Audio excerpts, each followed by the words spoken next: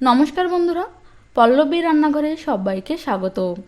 আজকে আমি বানাবো বেগুন ভাপা রেসিপিটি। গরম ভাতের সাথে এই বেগুন ভাপা খেতে কিন্তু দারুণ লাগে। তো চলুন দেখে নেওয়া যাক আমার আজকের রেসিপিটি। বেগুন ভাপা বানানোর জন্য এখানে আমি নিয়েছি দুটো বেগুন, আর বেগুনগুলোকে আমি 4 ফালি করে কেটে নিয়ে ভালো করে ধুয়ে নিয়েছি। এর মধ্যে দিয়ে দিচ্ছি সামান্য পরিমাণ লবণ, দিয়ে দিচ্ছি সামান্য পরিমাণ হলুদের গুঁড়ো।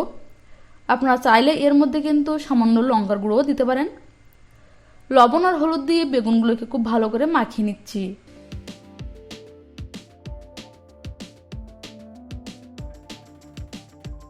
বেগুনগুলো ভালো করে মাখিয়ে নিয়েছি, এবার বেগুনগুলোকে ভেজে নেব। এখানে একটা কড়াই আমি ভালো করে গরম করে নিয়ে এর মধ্যে দিয়ে দিচ্ছি 2 বড় চামচ সরষের তেল।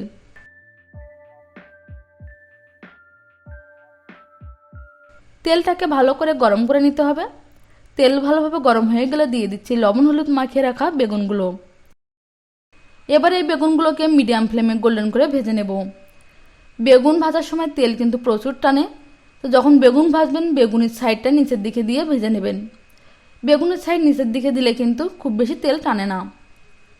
তো মিডিয়াম ফ্লেমে বেগুনগুলোকে ভালো করে ভেজে নিয়েছি। এবার এই বেগুনগুলোকে আমি প্লেটে তুলে নিচ্ছি। এই তেলের মধ্যেই বাকি বেগুনগুলো আমি দিয়ে দিচ্ছি। এগুলোকে আমি মিডিয়াম ফ্লেমে গোল্ডেন করে ভেজে নিচ্ছি।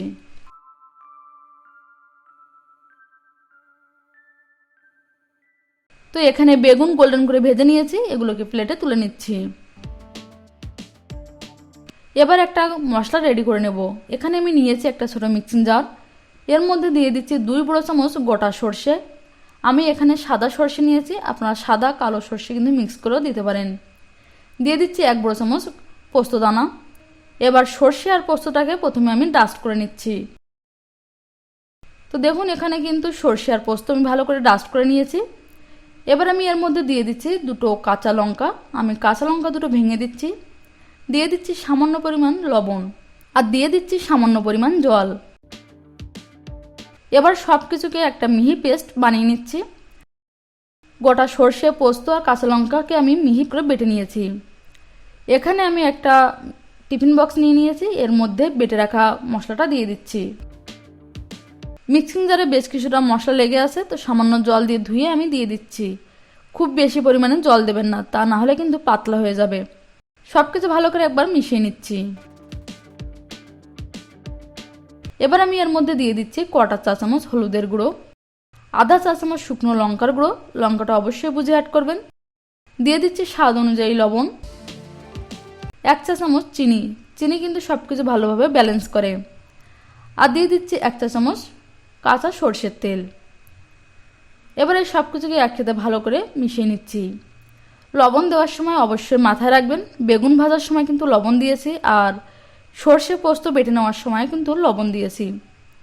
সব কিছু ভালো করে মিশিয়ে নেওয়ার পরে এর মধ্যে দিয়ে দিচ্ছি ভেজে রাখা বেগুনগুলো।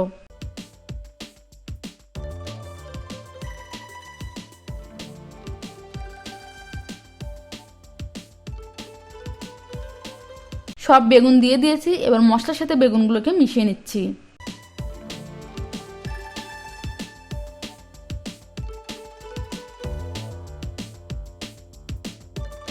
সব কিছু ভালো করে মিশিয়ে নিয়েছি। এবার দিয়ে দিচ্ছি একটা টমেটো। আমি টমেটোটা এভাবে গোল করে কেটে দিয়ে দিচ্ছি।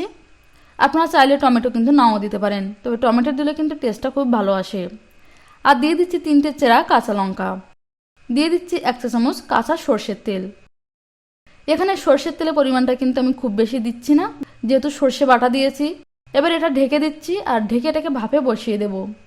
কড়াইতে আমি বেশ কিছুটা পরিমাণ জল গরম করে নিয়েছি, এর মধ্যে দিয়ে দিচ্ছি টিফিন বক্সটা। জল খুব বেশি দেবেন না, টিফিন বক্স বসানোর পরে যাতে জলটা টিফিন বক্সের অর্ধেক থাকে সেই অনুযায়ী জলটা দিয়ে দেবেন, তা না হলে কিন্তু জল টিফিন বক্সের মধ্যে ঢুকে যেতে পারে।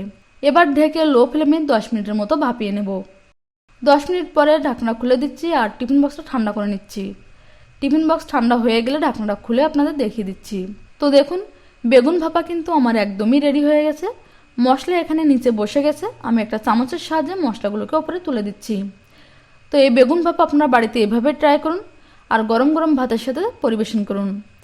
রেসিপিটি আপনাদের কেমন লেগেছে কমেন্টস করে জানাবেন। যদি ভালো লেগে থাকে লাইক করবেন, শেয়ার করবেন। আপনি যদি আমার চ্যানেলে নতুন হয়ে থাকেন তাহলে আমার চ্যানেলটিকে সাবস্ক্রাইব করার অনুরোধ রইল। আজ এ পর্যন্তই, আবার দেখা হবে নতুন কোনো রেসিপি নিয়ে। ততক্ষণ পর্যন্ত ভালো থাকবেন, সুস্থ থাকবেন। ধন্যবাদ।